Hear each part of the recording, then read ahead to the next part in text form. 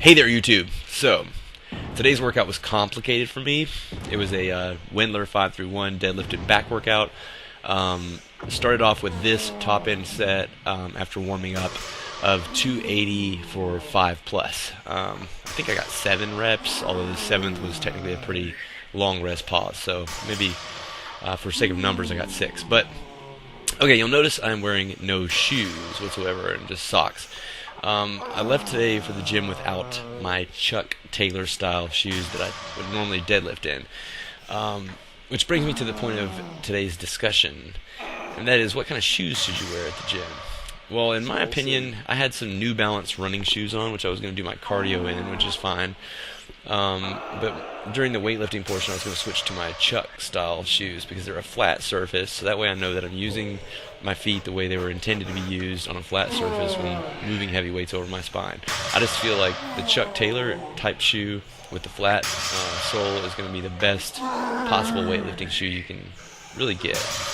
There are some specialized weightlifting shoes, like Olympic lifting, that could be better. But generally, the more unstable padding you have underneath your feet, having like an elevated heel or something else in the shoe design, I think puts you just at risk of having an injury in your lower back. And these exercises are more tested for safety given standardized foot position.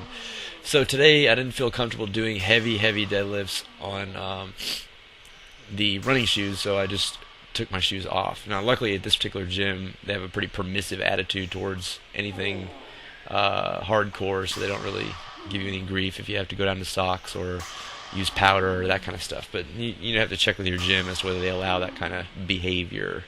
A lot of times you can get kicked out, even though it's safer.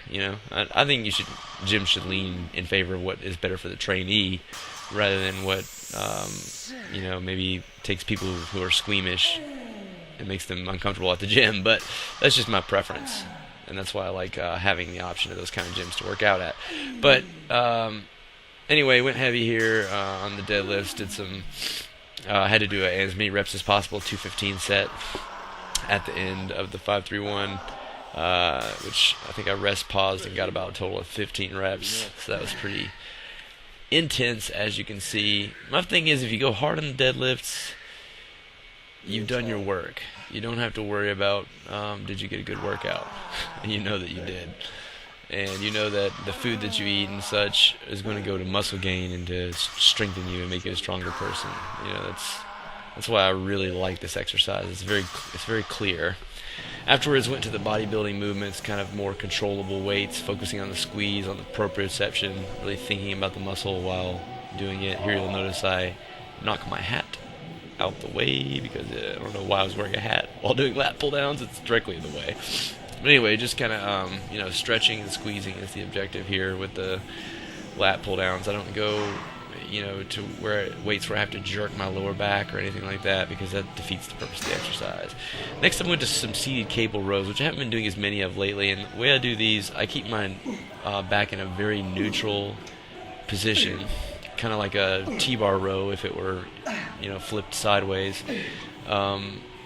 I don't do that swing into the lower back that you see people do with, heavier weight. I just use a weight that I can keep my spine completely neutral and just squeeze back the rhomboids, just to use this as an isolation exercise rather than trying to make it into some kind of triple joint, weird compound movement that works the lower back. I feel like the deadlifts work the lower back. I'll do my conventional deadlifts and I'll focus on getting a squeeze with the seated cable rows. So the people who use it like you're rowing a boat and swing forward and stretch the lats and then swing all the way back and use the lower back to do the movement, I just don't get into that style. Here we use the hammer strength machine with the low hand position. It's kind of like the same angle as the one arm row to the hip. Use this one just to get a good squeeze, using controllable weights. This is a good exercise. These hammer strengths are pretty good for the back, and I like to hit the back from basically a variety of angles and grips, just to kind of cause the muscles to contract with more of a focus in one area or another, such that the whole back is evenly hit, proportional to the amount of pushing movements that you wind up doing while working chest and shoulders and that kind of stuff. So ultimately, I usually do a little bit more sets on back than I do most other body parts, just to really get the detail and balance in there to go along with the functional strength of the deadlifts and stuff. It's one of the area that the huge compound movements don't really work the mid and lower, well, they work the lower back, but the mid back as much as some of these isolation moves designed for the back, which are still heavy exercises. Finished up with some shrugs, nothing too crazy, but it was a good day. Just had to get the right shoes going next time.